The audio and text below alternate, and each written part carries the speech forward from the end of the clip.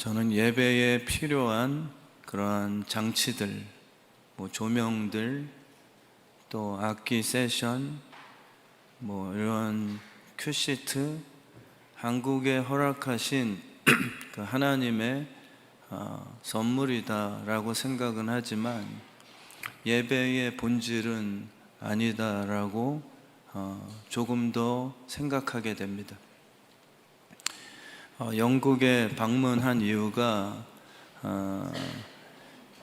한때는 대부흥을 이루었던 그 세계적인 유명한 목사님들이 목회하셨던 교회를 방문하여 배우고자 하는 그런 주 목적이었는데, 오히려 같은 팀 모든 참가자들이 배움은 있었으나 오히려 한국교회를 향한 그 경고요, 또 한편으로는 아직 성령님의 일하심에 대한 그 안도와 감사를 이렇게 깨닫게 되었습니다. 정말 시스템이 저희보다 앞서가고요, 저희 한국은 미개한 조선시대의 그러한 한옥과 푸세식 그러한 그 상황이었음에도 그 영국 교회는 몇백 년 전에 그 아름다운 성전을 하나님께 지혜를 얻어서 어떻게 옛사람들이 이렇게 최첨단의 시설을 건축했을까라고 놀랄 정도의 그 선진화된 모습을 보게 됐죠. 근데 지금은 다음 세대 프로그램 조지 밀러의 그 고아원도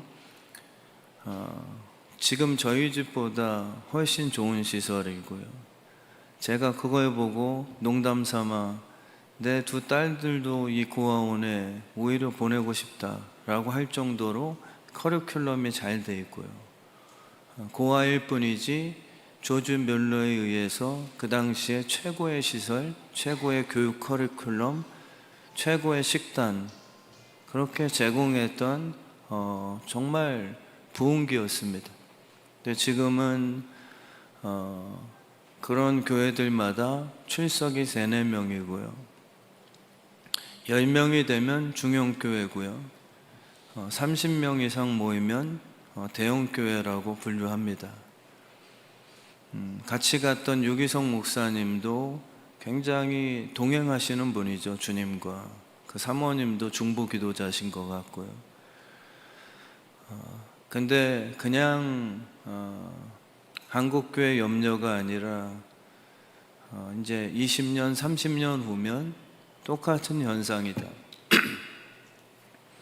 왜냐하면 출생률 자체가 지금 문제가 됐고요, 또 다음 세대의 복음화율은 3% 미만이라는 게 과장이 아니라 거의 수학적으로 확실한 수치입니다. 그래서 지금 교회들마다 부모님 세대가 남아 계시기에 아직 숫자적으로 큰 체감이 안 되지만 시간은 흐르기 때문에 곧 세대 교체는 다 분명 영국처럼 되게 돼 있죠.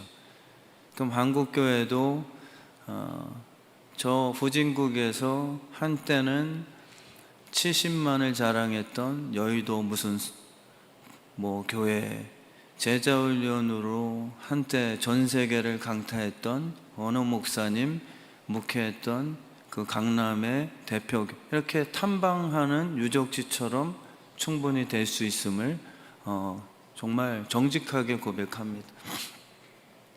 근데 그래도 소망이 있는 게 24시간 지난주에 저희 교회에서 7시간 내내 일주일 동안 예배가 끊이지 않았거든요. 참석하는 분들도 계셨고 아시면서 영상으로 함께 예배드린 분들도 계셨겠죠. 어떻게 1시간, 2시간 동안에 기타 하나 들고 강단에서 예배를 지속할 수 있을까? 물론 팀들이 사인업위에서 전국에서 인천 뭐 어디서로부터 그 24시간 기도 운동에 참여하는 분들이 다 각자 시간을 담당하신 거긴 해요. 그러나 제가 이렇게 보니까 예배는 기름만 있으면 갈수록 더 활활 타오르는 그러한 축복의 속성이 있다. 근데 우리는 지금 예배를 짧게 끊어내야 현대인들에게 뭔가 만족도를 주는 그런 대형교회화 됐죠. 뭐 어쩔 수 없지만 주차장이 한계고 영화 9시 상영 끝나면 11시 본 예배 영상 시작돼야 되니까 빨리빨리 순환을 시켜야 되는 시스템적으로. 근데 그게 무조건 다 괜찮다라고만 우리가 너무 당연시 생각해서도 안 된다. 예배는 사람 중심이 아니기 때문인 독특성이 있기 때문이죠.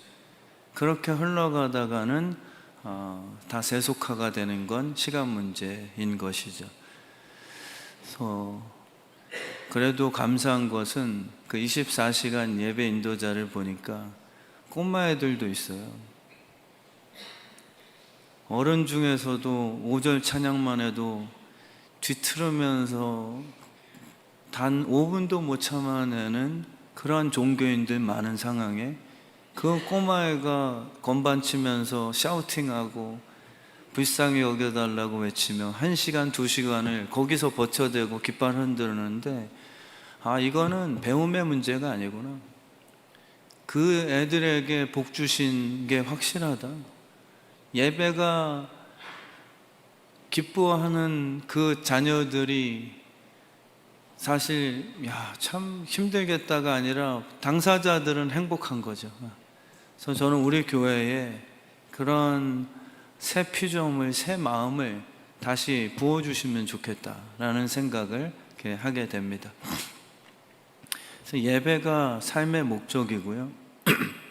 자꾸 다른 게 너무 교회 안에도 끼어들었지만 뭐 믿음만 갖고서 어떻게 예배만 드리고 어떻게 성경만 손에 들고 진짜 기도만 한다고 뭐 이런 우리의 사실 굉장히 균형 잡힌 듯하나 하나님 외에 산당을 자꾸 지어내려고 하는 예배 외에 다른 요소들로 뭔가 균형을 더 잡으려고 하는 우리의 죄성이 다 있죠. 그래서 오늘 본문 말씀 통해서도요, 적당한 정직히 보이는 그 아마샤의 그 종교성, 그러나 그의 조상 다윗과는 같지 않았다라고 평가하시죠. 저도 성도님들 보면 아마샤처럼 정직하게 보여요. 주일 예배만 잘 참석하셔도 요즘 시대에는 A급 성도죠. 우리 목사님들 모이면 진짜 그래요. 목사님 그건 약가예요.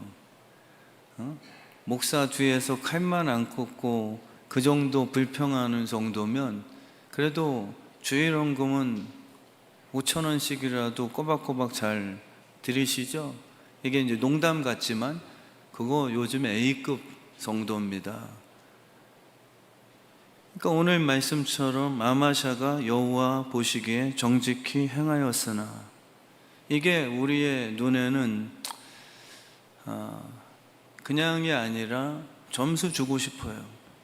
하나님 이 정도로 목회할 수 있게끔 우리 주의 뜻 성함에도 이렇게 좀 허용 좀 해주세요. 근데 열왕기를 보면 정말 지겹도록 반복해서 우리들을 깨우치시는 그 두 가지 말씀이 다윗의 길로 걷지 않고 여로보암의 길을 똑같이 걸었더라. 요거와 여호와 보시기에 적당히 정직한 행동, 주일 성수, 10의 1조, 이 기본 하는 분들, 그리고 가끔씩 새벽 예배 나오고 이렇게 또 섬길 줄도 알고 수련회 가면 찬조도 하고 여호와 보시기에 정직하였지만 근데 다윗과 같지는 않다 라고 표현하시고 4절 말씀에 오직 산당들은 제거하지 아니하였다 라는 것을 이렇게 좀 치사할 정도로 눈 감아 주시지 않는 그러한 하나님의 그 내용을 우리가 배우게 됩니다. 그래서 하나님이 원하시는 것은 그럼 뭐냐? 너무 어렵다 이게 아니라요. 진심이 되자. 자녀라는 것을 깨닫자.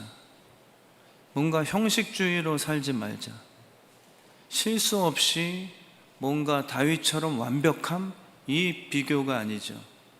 다윗도 여인을 잘못 취하여서 태어난 아들 솔로몬이 죽게 되는 그러한 다 아픔 겪었습니다. 그럼 뭐가 다윗이 더 낫다는 얘기냐? 인간은 도끼인 객긴인데 도끼인 목긴인가요? 도끼인 객긴이죠. 가끔 영어도 못하면서 한국말 헷갈리는 거는 도저히 이해가 안 되는 시츄에이션. 하나님이 오늘 본문 통해서 깨닫게 하시는 그 한 가지만 우리가 회복하신다면 저는 정말 이렇게 트이는 뭔가 막혀있던 혈관이 뚫려서 아 그렇구나 자유함을 느끼게 되는 예배가 될 줄 저는 확신합니다. 그러니까 666이라는 것도 우리의 정욕된 생각이 해석을 하다 보니까 늘 치우치죠. 666 표가 뭡니까?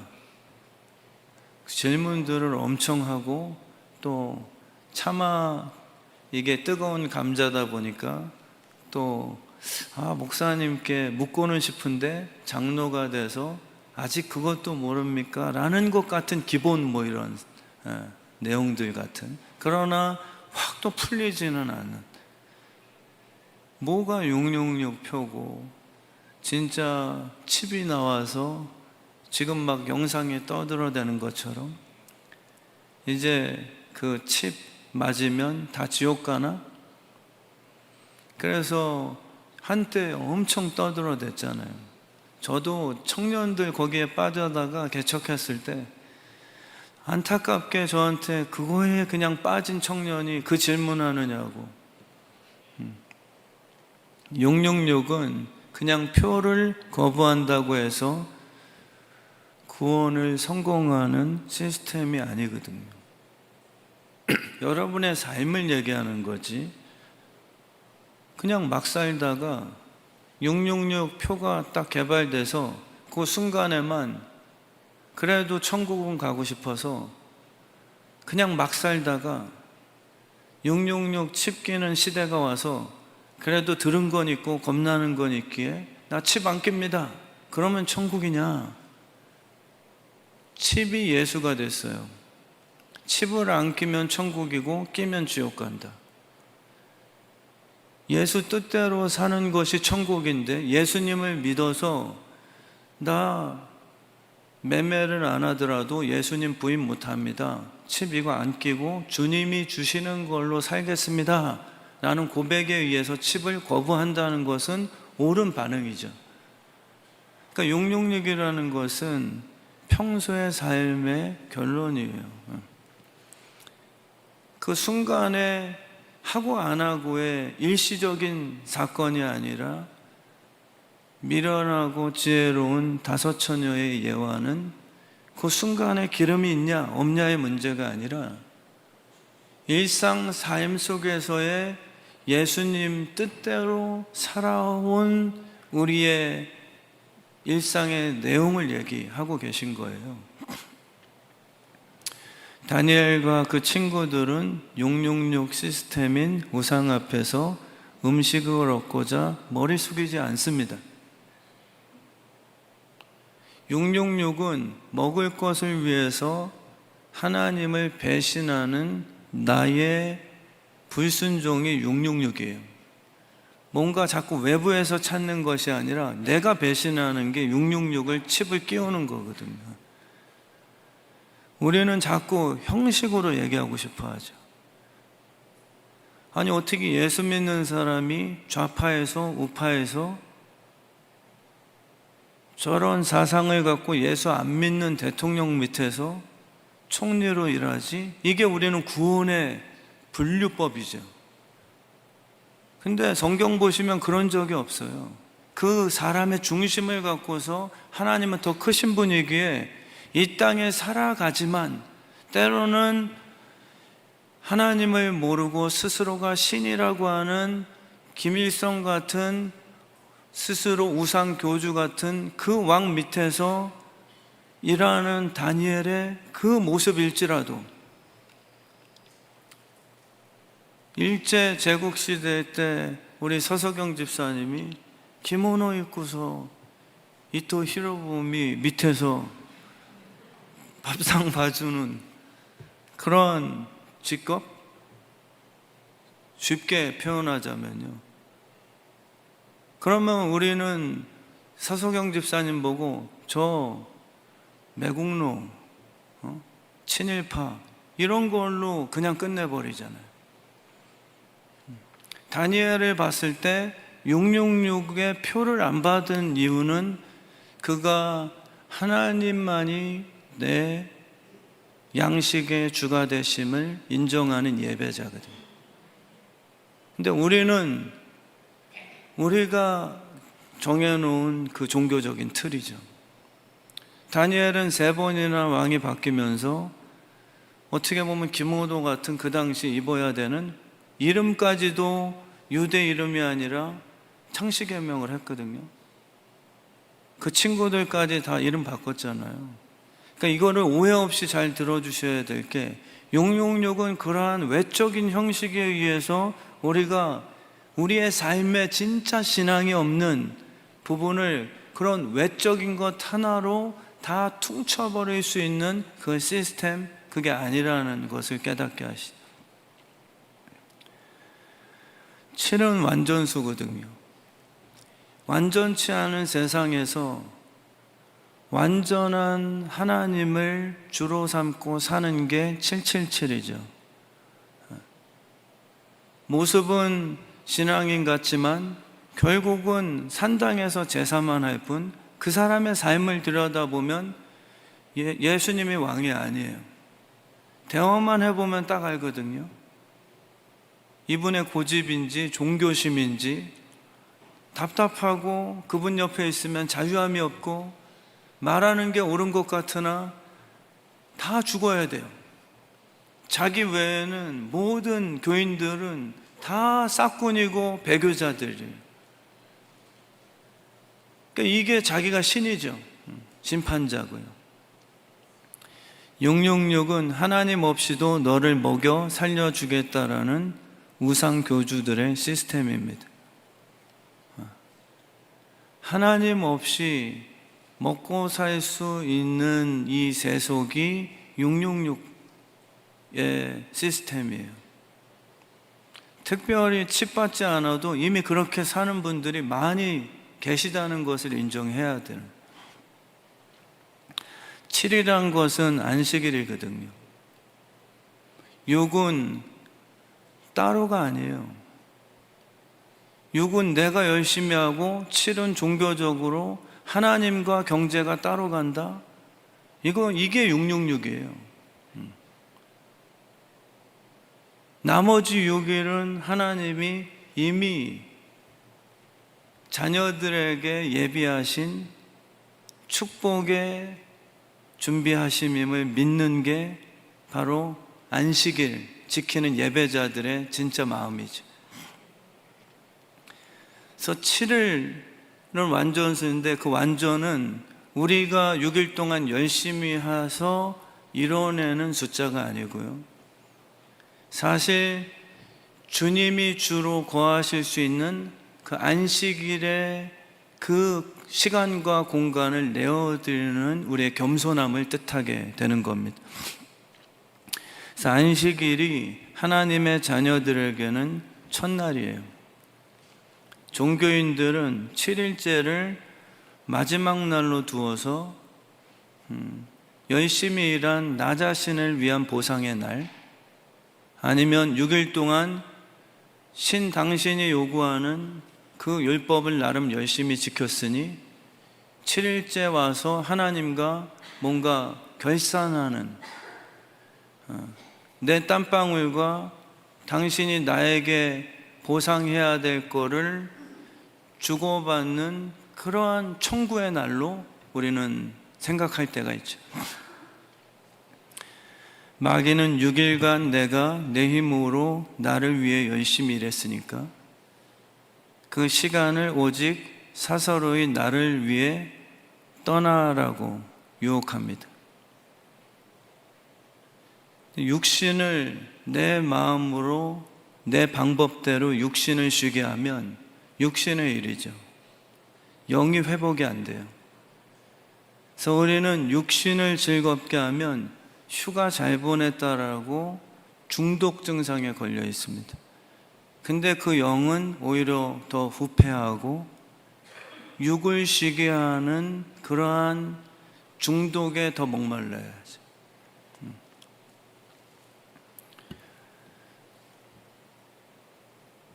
그리고 또 역으로 마귀는 6일간 열심히 살았으니까 신 앞에서 때를 쓰며 내가 원하는 보상을 달라고 청구하라고 유혹합니다. 내 행함에 대한 보상을 청구하고 받는 날, 그게 7일 예배 시간이라고 우린 착각하죠. 이게 조금 지루한 서론 같으나 오늘 본문을 제가 결론을 드리기 위해서 꼭 필요한 그런 서론 말씀이기 때문에 함께 나눕니다. 아담과 하와가 눈을 떴을 때는 이미 하나님 아버지께서 아담과 하와에게 필요한 모든 준비를 다 세팅하셨죠.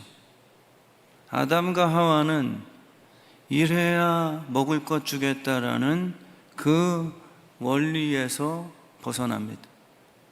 아담과 하와에게 주어진 에덴 동산에 필요한 모든 식물, 열매, 풍성함은 자녀기 때문에 주어진 상속의 원리죠. 상속. 눈을 떴더니 내 방이 이미 준비되어 있는 것과 같이요. 아담과 하와에게 생육하고 번성하라는 그럼 아버지의 명령은 도대체 뭔 의미가 되는가? 우리가 늘 헷갈려하는 겁니다. 율법과 자녀로서의, 그러면은 아무것도 일 안 해도 은혜라는 건 그냥 게으른 자에게도 늘 퍼주기만 하는 그런 시스템을 의미합니까? 그렇게 우리는 이것 아니면 저것이죠. 근데 그게 아니에요. 하나님의 의도는 먹을 것을 위해 일하지 말라죠. 그건 이방인들이니까. 너희의 먹을 것 이 모든 것은 아버지가 이미 있어야 될 걸 알고 태어나기 전에 다 준비한 거고, 그리고 너희에게 허락된 생육하고 번성하라는 그 노동의 의미는 과연 창조와 예술과 지루하지 않는 삶에 대한 축복의 신의 영역이니까 그것을 우리에게 공유하신 겁니다. 염려 때문에 노동이 아니라 가진 것이 많기에, 그러고 성품 자체가, 천영교 장로님은 상속받은 게 1조예요. 그 부모님 잘 만나서. 근데 인간은 돈이 있으면 일을 안 하는 것으로 건물주를 생각한다는 거예요. 죄가 들어갔으니까. 그러고 돈이 없으면 어떡하냐? 꼬아도 일해야 먹고 살지, 이렇게 흘러가든지요.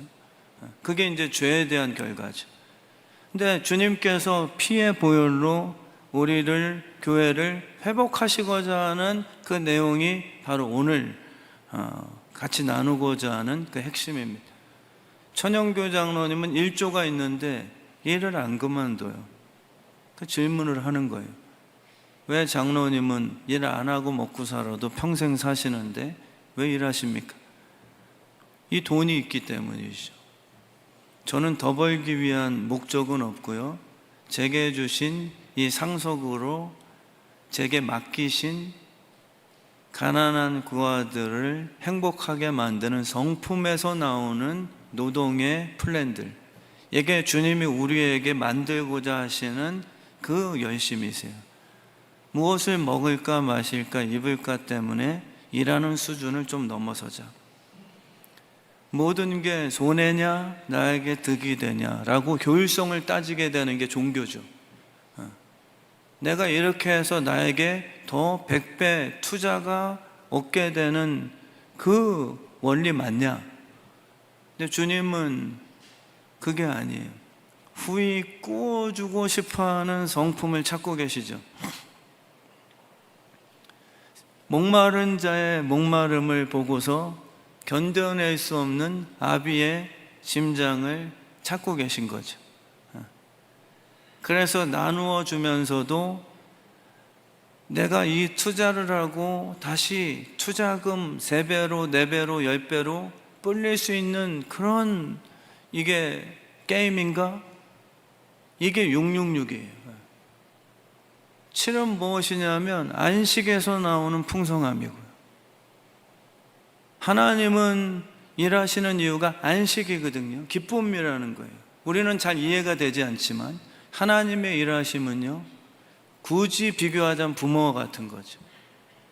부모님들은 밥상을 차려놓고 땀을 흘리면서도 애들이 맛있게 먹는 모습 보면 내 배부른 것보다 희한한 행복감, 그게 바로 노동에 대한 대가.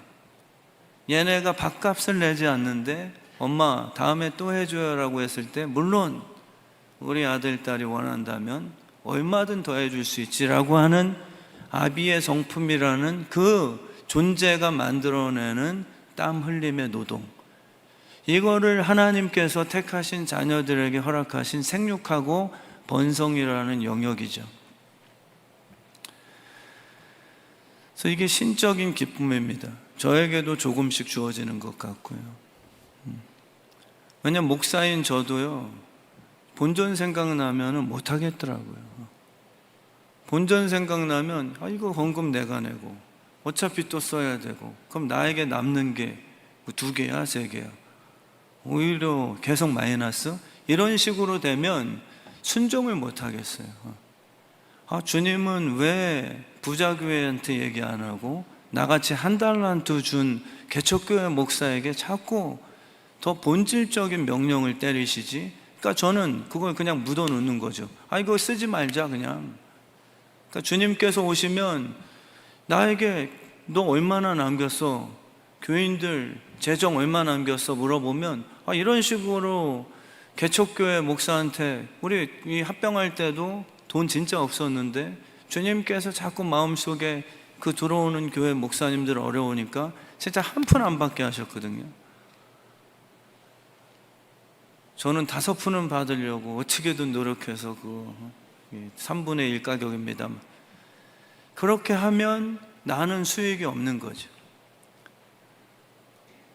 그러니까 주님이 근데 원하시는 그 종은 누구냐면 아버지의 성품을 그대로 유전자 이어받아서 돈 염려가 아니라, 돈 때문에 일하는 종들이 아니라 후히 구워주고 나누어 주어도 계속 흘러나오는 그 믿음을 갖고 살아나가는 진짜 기업들, 그게 있거든요.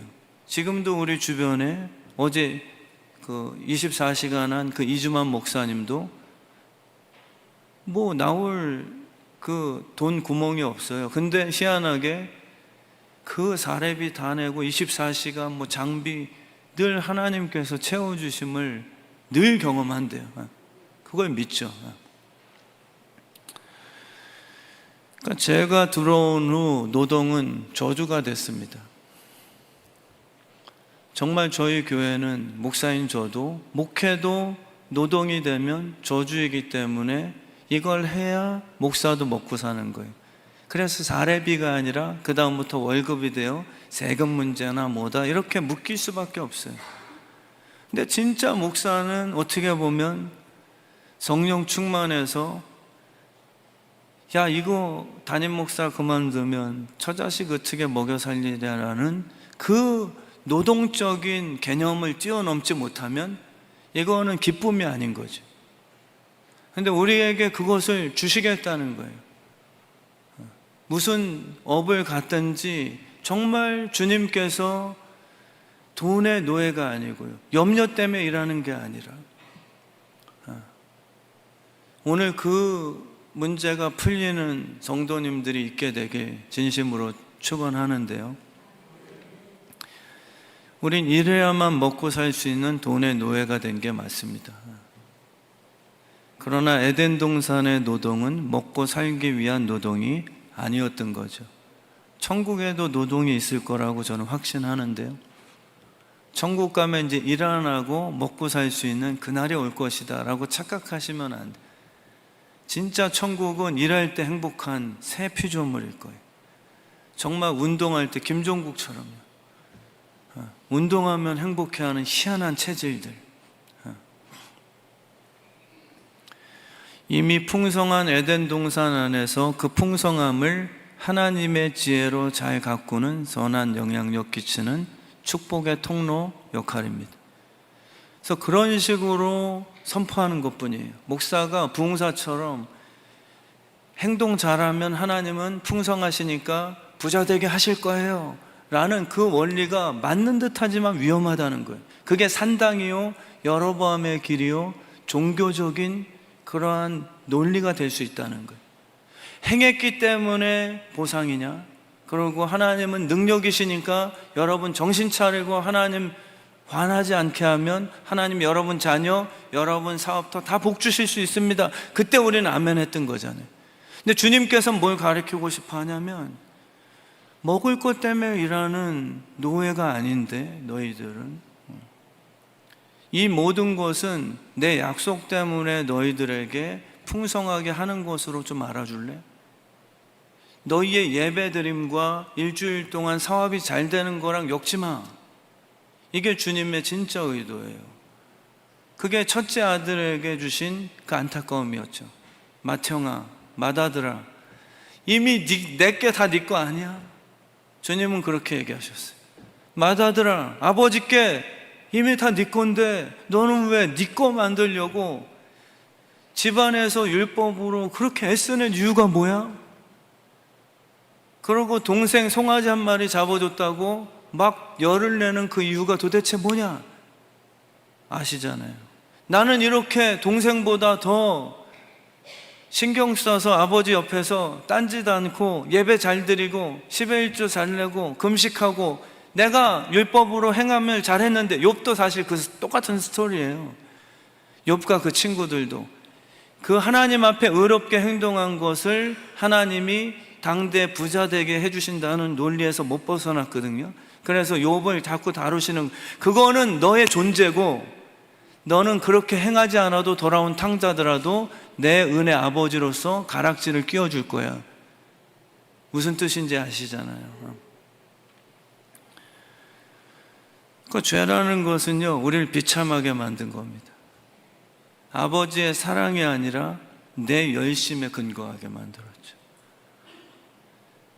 내가 아버지 앞에 노예처럼 굴어줘야 아버지는 그제야 먹을 거나 보상으로 주는 그 원리에서 못 벗어나게 하려는 마귀의 아주 고약한 그러한 종교적 원리입니다. 여러분들은 제가 확신컨대 선포합니다. 이미 은사별로 다 주어지셨어요. 믿음만 요구될 뿐이에요. 우리는 하나님 뭐가 잘못돼서 나에게 100억을 입금 안 해주십니까? 라고 순서상. 근데 오병이어는 다 주신 거거든요. 주님 손에 내어드리면 그 오병이어가 5천 명, 7천 명을 먹이는 통로로 사용돼요. 근데 우리는 내가 가진 것은 적다 보니까 왜 주님, 뭘 내가 저 사람보다 못했기에 나는 5병이오고 저 사람은 5천, 7천 병입니까? 이것에 대해서 우리는 답을 찾고자 하죠. 그러나 주님은 말씀하세요. 이미 너희는 내 자녀고 나의 것이 다 너희 것 아니야?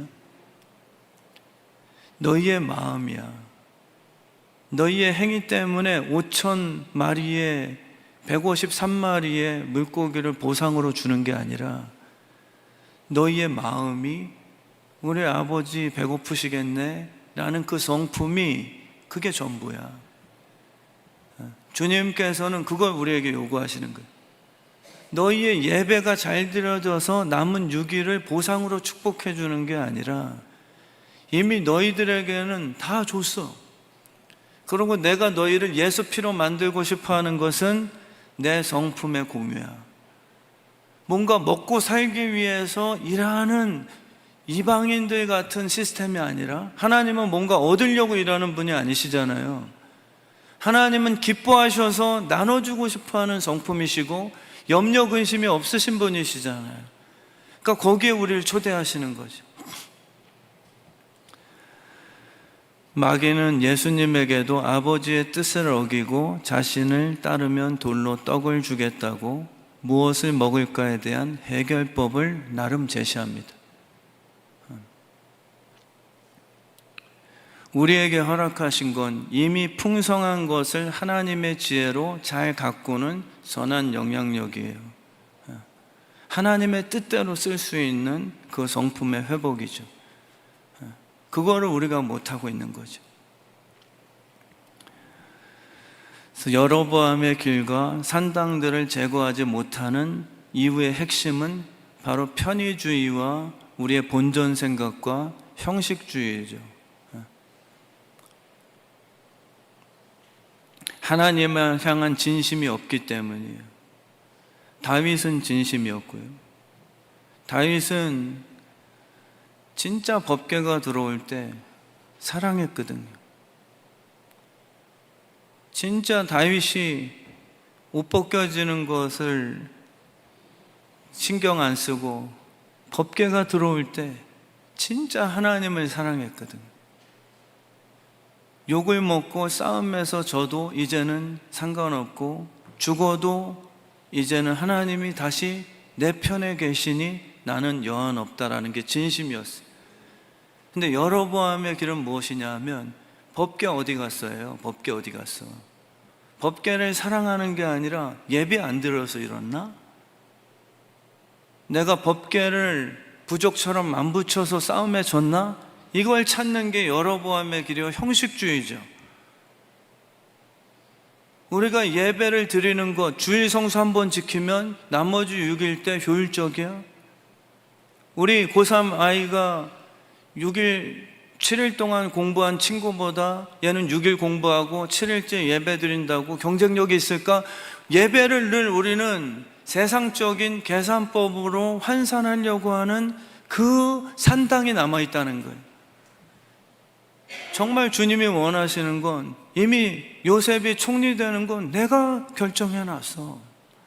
너희가 열심히 공부해서 총리가 되고 다윗이 열심히 노력했기 때문에 왕이 되는 게 아니라 다윗을 향해서 내가 이미 왕이라는 축복을 다 준비해놨는데 왜 다윗을 굴리시냔 말이에요.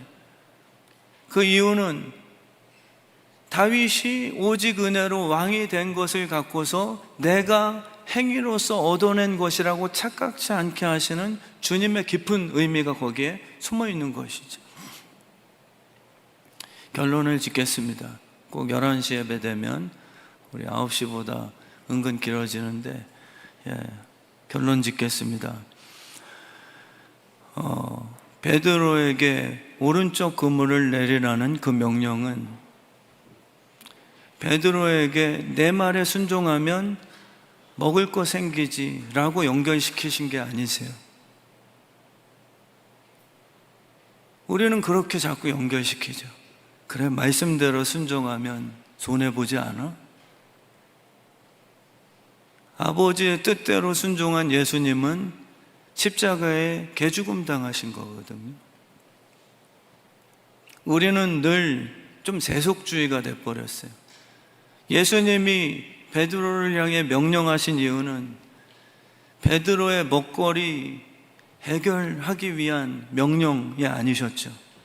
오히려 153마리 다 버려놓고 날 따르라, 어처구니 없는 제안을 또 하세요. 근데 우리는 모든 순종을 순종했더니 사업 다시 상승세네, 이런 식으로 우리의 행위와 보상을 연결시키려고 하죠. 근데 주님이 진짜 원하시는 건 염려 없는 자녀의 축복 인생이에요. 왜 베드로에게 153마리에 순종했을 때 잡히는 걸 보여주셨냐면요, 염려하지 마요.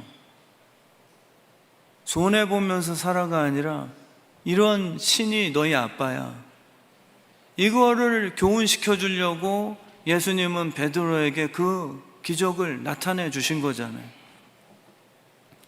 그냥 말 잘 듣게 하는 그런 훈련도 아니에요.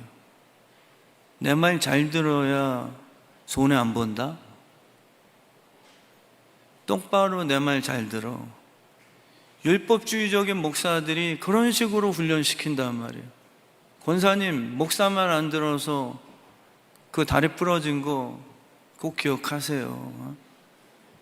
목사 말 안 들으니까 그렇게 체해버리잖아요. 목사 말 안 들으니까 지나가다가 실족해서 고관절 다 깨지죠. 이런 식으로 우리는 자꾸 연결시킨단 말이에요. 주님께서 그 말 잘 듣게 만들려고 개 훈련하시듯이 봤지, 내 오른쪽에 금을 내리라면 그렇게 내려 좀. 이게 아니에요. 이런 능력의 신이 너희 아버지가 되잖아. 그러니까 내 뜻대로 산다고 해서 절대 너희를 굶길 아버지가 아니다. 염려와 근심, 아무것도 염려하지 말라, 이 말씀에 책임을 져주시기 위해서 이러한 기적을 보여주신 것이지, 우리를 그냥 말 잘 듣는 일꾼 종으로 삼기 위해서 그런 식으로 훈련하신 게 아니심을 우리에게 깨닫게 해주시는 거죠. 정말 우리 주의 뜻 성함교회가요, 마귀에게 속지 않았으면 좋겠습니다. 마귀는 늘 우리에게 그런 식으로 유혹하는 거예요. 야, 뭐를 얻었어? 너 30년 새벽 기도했는데 네 자식 새끼 십자가에 죽었다며. 너 주님 뜻대로 순종했는데 153억 벌었는데 주님이 그거 선교비 내라고 그거 놓고서 따라오라 그랬다며. 이게 마귀가 우리에게 계속 주는 실용주의죠. 산당이에요, 산당. 우리 마음속에 자꾸 타협하고 싶어하는 그 마음들이요. 마귀는 예수님을 향해서도 예수야, 아버지 뜻대로 살아봤자 남는 게 십자가 위에서 개 죽음뿐 아니냐. 너 앞가림 해야지. 나에게 손잡으면 네 염려 내가 해결해 줄게. 무엇을 먹을까에 대해서 마귀가 제안을 하는 거예요. 우리의 싸움이에요, 그게요. 계속 우리의 싸움입니다. 정말 우리 주의 뜻 성함교회는요, 아무것도 염려하지 말라라는 그 메시지가요, 진짜임을 오늘 깨달으셨으면 좋겠어요. 진짜 내 눈에, 내 통장에 맏형의 고민이었어요. 언제나 내 통장 집어넣어 주시지. 그게 아니에요. 진짜 내 할 것은 다 너희 것이야. 내 뜻대로 살면은 그게 바로 아버지 행복이야. 그것을 우리에게 알려주시는 거지. 그래서 우리 주의 뜻 성함교회가 선교이든 무엇이든 주께서 말씀하시면요, 야, 선교 비용보다 호캉스 크루즈 타는 거, 이게 비교할 게 아니잖아요. 여행하지 말라는 뜻이 아니라, 세월호에 내 자식이 빠졌는데 부모로서 구조하는 비용을 계산해 봤더니 내가 크루즈 평생에 100번 할 비용과 내 자녀 살릴 수 있는 비용과 그게 똑같아요. 그래서 우리는 야, 이 비용이면 내가 평생에 1년에 한 번씩 100년 동안 크루즈 여행할 수 있는 비용인데 그걸 선택하겠냐는 거예요. 우리에게 존재를 주시기 원하는 거죠. 우리가 아비가 되어서 이 비용을 갖고서 자녀를 살려내는 게 훨씬 더 값지고 존귀하고 그것이 사랑의 결론임을 우리에게 깨닫게 해주시는 게 아버지의 목표라는 것. 그래서 우리의 삶이 그렇게 아름답고 존귀하게 변화되는 축복된 진짜 부자들이 되길 주님의 이름으로 축원합니다.